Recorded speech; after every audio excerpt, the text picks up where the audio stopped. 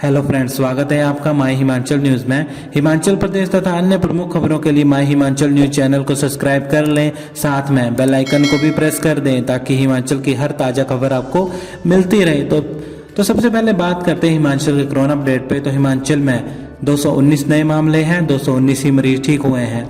हिमाचल में आज कोरोना के 219 मामले सामने आए हैं, वही 219 कोरोना पॉजिटिव ठीक हुए हैं। प्रदेश में आज 2 लोगों की जान चली गई है। हमीरपुर व कांगड़ा में एक ने दम तोड़ा है। हमीरपुर में 50 वर्षीय व्यक्ति और कांगड़ा के 80 वर्षीय व्यक्ति की मृत्यु हुई है। दोनों ही व्यक्ति किसी न किसी बीमारी से ग्रस्त थे।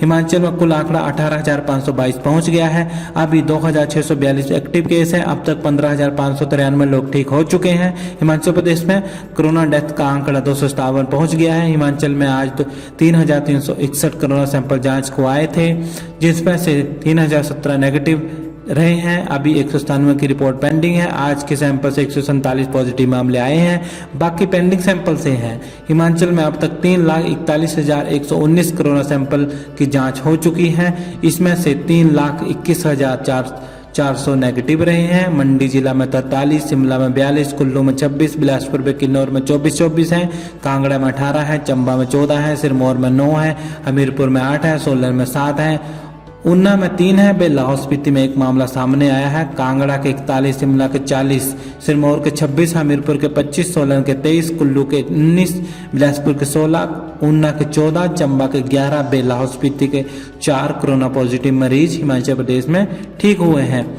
स्कूल आकर पढ़ेंगे 10वीं और 12वीं के छात्र।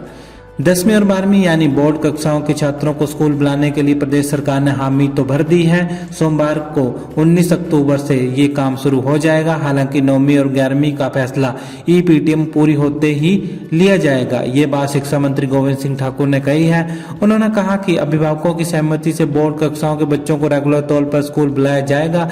वहीं 9वीं और 11वीं कक्षा के बच्चों को स्कूल बुलाने पर अभिभावकों की ओर से दिए गए सुझाव के बाद ही फैसला लेंगे। उन्होंने कहा कि अभी तक 19 तक स्कूलों से ईपीटीएम होगी और इसके बाद आधिकारिक आदेश हो जाएंगे, लेकिन बोर्ड कक्षाओं के छात्र छात्राओं को स्कूल बुलाने के लिए ओके कर दिया है।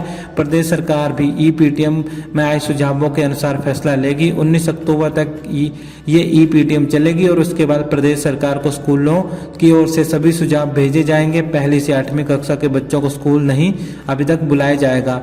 तो इसके सजेशन आप हमारे कमेंट बॉक्स में जाके दे सकते हैं। अधिकांश बच्चे स्कूल खोलने के पक्ष में। यूट्यूब पर शिक्षा मंत्री ने किया संवाद। हिमाचल में स्कूलों का खुलना शिक्षकों को माइक्रो प्लान पर निर्भर करेगा।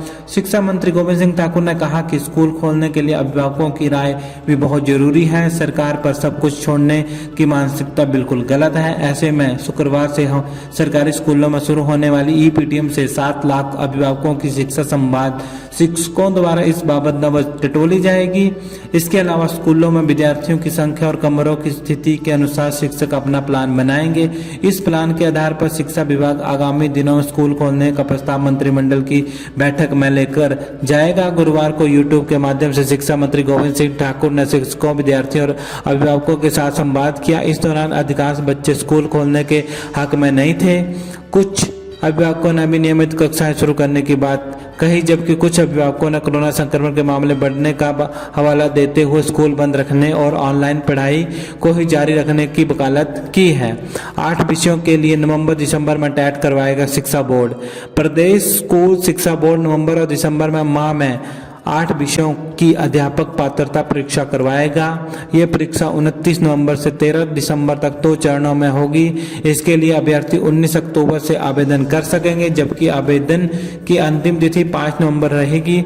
पात्र अभ्यर्थियों को परीक्षा में भाग लेने के लिए 19 अक्टूबर से 5 नवंबर तक ऑनलाइन आवेदन करना होगा। इसके अलावा 300 रुपये लेट फीस के साथ अभ्यर्थी 6 नवंबर से 10 नवंबर तक आवेदन कर सकेंगे, जबकि 11 और 12 नवंबर को अभ्यर्थी ऑनलाइन करेक्शन कर सकेंगे। परीक्षा में भाग लेने के लिए सामान्य वर्ग के अभ्यर्थियों को 800 रुपये, जबकि SC, ST, OBC और दिव्यांगों को 500 रुपये डेबिट कार्ड, क्रेडिट कार्ड और नेट बैंकिंग के माध्यम से वसूले जाएंगे। बोर्ड किसी भी प्रकार के ऑफलाइन आवेदनों को स्वीकार नहीं करेगा। कोरोना से मौतों को प्राकृतिक आपदा मानकर सरकार दे 4-4 लाख रुपए। मुकेश अग्निहोत्री। नेता विपक्ष मुकेश अग्निहोत्री ने कहा कि कोरोना से हुई मौतों को प्राकृतिक आपदा मानते हुए प्रत्येक मृतक के परिवार को 4-4 लाख रुपए की राशि दी जाए। यहाँ पत्रकारों से बातचीत करते हुए उन्होंने कहा कि ये मौतें सामान्य नहीं है, चूंकि प्राकृतिक आपदा घोषित हुई है। ऐसे में जिन लोगों की मौत का कारण कोरोना रहा है उनके परिवार को तत्काल ये राशि जारी की जाए। उन्होंने कहा कि सरकार कोरोना को हल्के में ले रही है, ना तो लोगों को कोई सुविधाएं दे रही है और ना ही किसी प्रकार की मदद की जा रही है। उन्होंने कहा कि पूरे प्रदेश में अब तक कोरोना से 255 मौतें दर्ज हो चुकी हैं, जबकि आत्महत्याओं का आंकड़ा इसमें 4 गुना ज़्यादा है। सरकार आंकड़े जारी करे। प्रदेश में बड़े स्तर पर लॉकडाउन और उसके बाद लोगों ने आत्महत्याओं का रास्ता अपनाया है, इसके लिए पूरी तरह से सरकार की नीतियां जिम्मेदार हैं। उन्होंने कहा कि पूरे प्रदेश में अब तक कोरोना से 255 मौतें दर्ज हुई हैं, जबकि आत्महत्याओं का आंकड़ा इससे 4 गुना ज़्यादा बड़ा है। सरकार आंकड़े जारी करे। प्रदेश में बड़े स्तर पर लॉकडाउन और उसके बाद लोगों ने आत्महत्या का रास्ता अपनाया है, इसके लिए पूरी तरह से सरकार की नीतियां जिम्मेदार है। उन्होंने कहा कि लोग तनाव में हैं, नौकरियां छूट गई हैं, कारोबार बंद हो चुके हैं। एक तरफ नौकरी और कारोबार बंद होने से लोगों में निराशा है, तो दूसरी तरफ बिजली के बिल और दूसरे टैक्सों ने पूरी तरह से तांडव मचाया है। ऐसे समय में जबकि लोग संकट में हैं, 2-2 महीने के बिजली के बिल दिए जा रहे हैं। बिजली के बिलों में भी काफी बड़ा फर्जीवाड़ा हो रहा है। कोरोना काल में कम खर्च से पंचायत चुनाव कराएगा आयोग। कोरोना काल में हिमाचल में पंचायती राज संस्थाओं के चुनाव में दूसरे जिलों में ड्यूटी नहीं लगाई जाएगी। कोविड-19 के कारण हिमाचल चुनाव आयोग खर्च नहीं बढ़ाना चाहता। चुनाव के लिए करीब 56,000 कर्मचारियों की जरूरत है, लिहाजा आयोग ब्लॉक के अंदर से ही कर्मचारियों की ड्यूटी लगाएगा ताकि डीए के करोड़ों रुपयों को बचाया जा सके। निर्वाचन आयोग विधानसभा चुनाव के दौरान बाहरी जिलों के कर्मचारियों की ड्यूटी लगाता रहा है। इस तरह चुनाव ड्यूटी देने वालों के लिए डीए पर करोड़ों रुपए खर्च होते हैं। पंचायती राज संस्थाओं के चुनाव में मतदान केंद्रों की संख्या काफ़ी ज़्यादा होती है। बाहरी जिलों के कर्मचारियों की ड्यूटी लगाना काफ़ी महंगा पड़ता है। उल्लेखनीय है कि प्रदेश में 2,758 पंचायतों को वोटर लिस्ट की प्रक्रिया पूरी हो गई है। आपत्तियों और दावों पर सुनवाई 7 दिन के भीतर होनी है। 7 दिन का समय अपील करने के लिए दिया जाएगा। संबंधित जिलों के उपायुक्तों को 5 दिन के भीतर इन अपीलों को निपटारा करना होगा। पुलिस अफसरों ने बड़े नेताओं के कहने पर सबूतों को खत्म किया। शांता कुमार। यूपी के हाथरस में कथित मामले के बाद फिर से देश भर में महिलाओं की सुरक्षा का मुद्दा गर्मा गया है।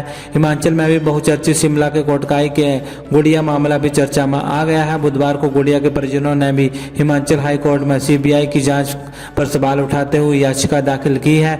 वहीं भारतीय जनता पार्टी ने नेता व हिमाचल प्रदेश के पूर्व मुख्यमंत्री शांता कुमार ने मामले पर बयान दिया है। शांता कुमार ने कहा है कि दिल्ली में निर्भया और हिमाचल के कोटखाई में गुड़िया कांड के बाद पूरे भारत में बेटियों के साथ बलात्कार और अत्याचार प्रतिदिन बढ़ता जा रहा है और पूरे देश के लिए इससे अधिक शर्म की और कोई बात नहीं हो सकती। गुड़िया का मामला पूरी बार विवश होकर अदालतों के चक्कर लगा रहा है।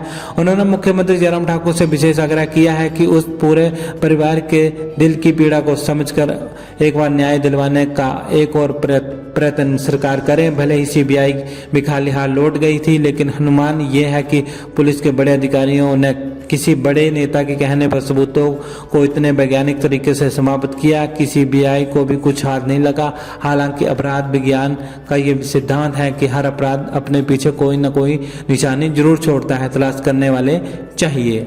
कालका शिमला रेलवे ट्रैक पर 20 अक्टूबर से दौड़ेंगी फेस्टिवल स्पेशल ट्रेन।